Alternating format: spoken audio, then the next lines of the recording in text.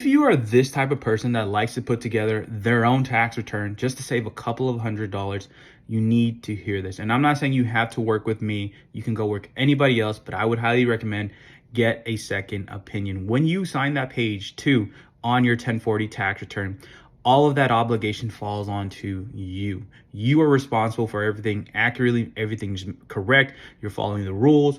But hey, maybe you don't have time to understand all the IRS rules, the tax rules that apply to a specific strategy, and you doing everything yourself could get you into a lot of trouble. That's why I highly recommend work with your tax professional, do research on them. Do they understand the tax strategy? Have they implemented before? How are they documenting everything? What exactly is the IRS looking for? Hey, have they read out the audit technique guide? What are the case rulings? Do they understand how people have won, how people have lost?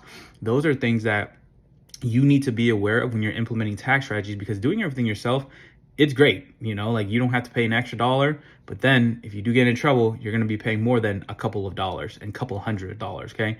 Because of those taxes, back taxes, interest, and penalties.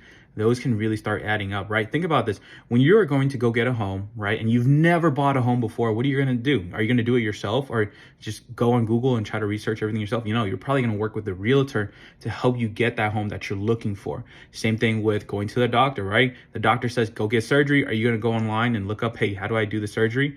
No, you're probably going to ask a doctor, hey, can you go ahead and do it?